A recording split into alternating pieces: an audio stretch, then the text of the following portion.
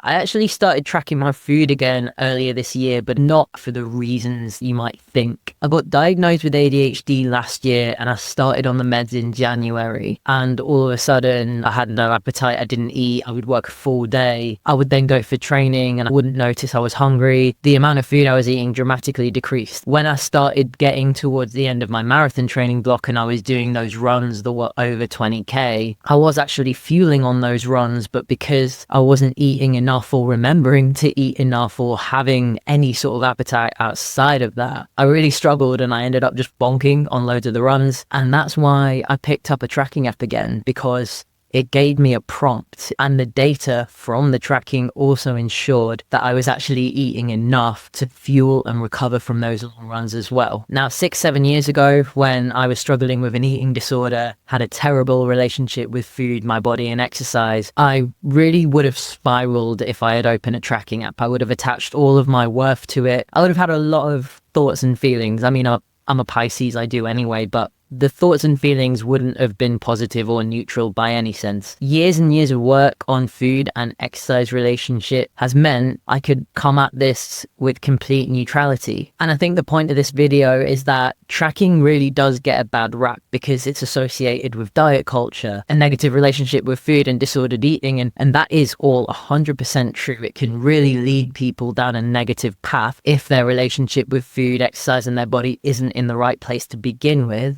But when it is, it can actually just be a neutral, helpful tool. A little bit like using a belt or grips in the gym to help with your lifts, you know? The algorithm hates nuance and rewards black and white takes. However, if it gives that more balanced, nuanced answer to if you should or shouldn't track your food with all the right considerations, if that reaches a couple of people and helps them, then I'm a happy doggy. Love you.